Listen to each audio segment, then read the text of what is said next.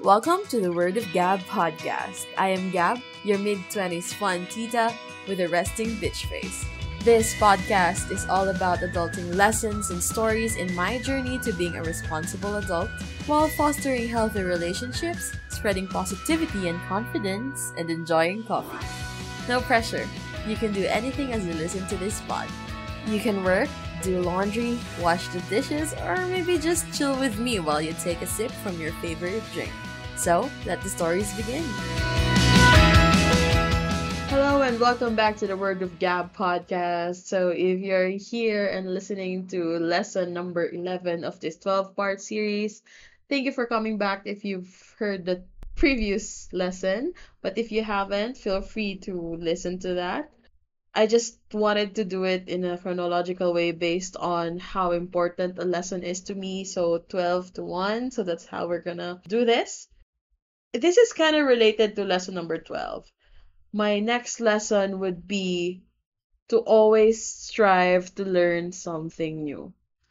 Medyo cliche, I know, pero alam mo yon, kasi as we grow older, we tend to be stagnant, tapos parang nasasanay lang tayo in a lifestyle wherein we're comfortable, hindi na tayo na-challenge. So, it tends to be a little bit boring. Tapos, yun kasi yung, I think that's how people get close-minded. Kasi, we think that we already know a lot of things in our field or whatever we do. Feeling natin magaling na tayo. Pero, we can still learn something new every day. Even if not every day.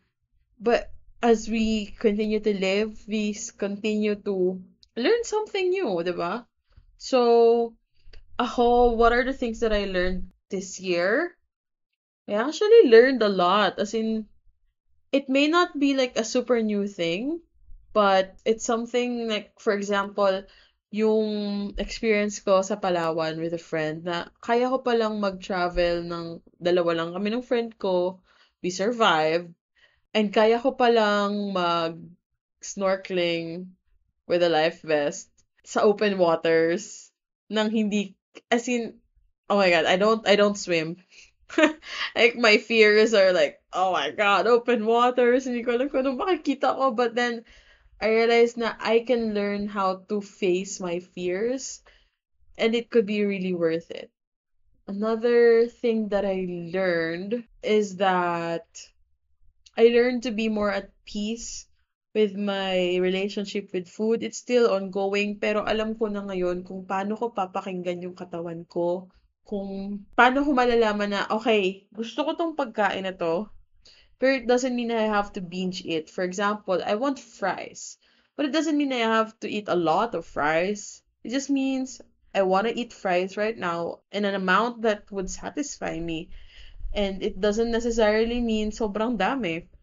Kumbaga, yung fries ng McDo, yung medium nila, medyo madami pa yun. So maybe the small size would be enough. Ganon. Depende sa'yo, which is something I learned this year na dapat pinapakinggan mo yung katawan mo when it comes to your health. Lalo na sa trabaho.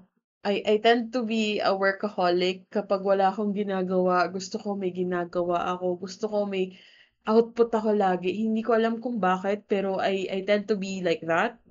But I got really prone to burnouts.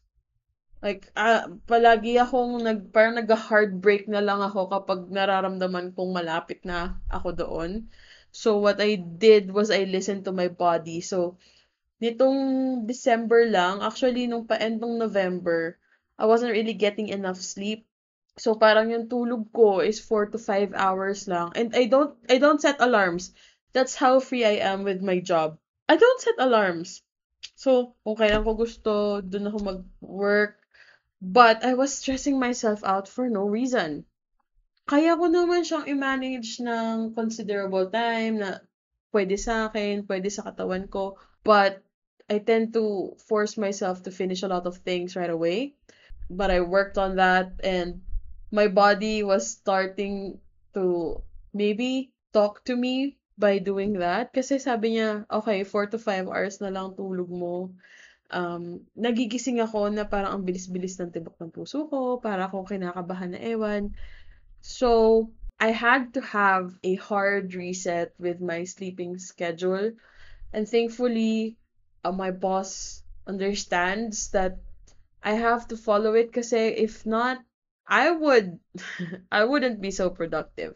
That's what I would say. I wouldn't be as productive as I am if I don't listen to my body.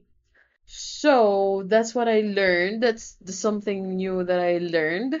And bakit ko ba to pinili as a lesson? Kasi we never really stop growing.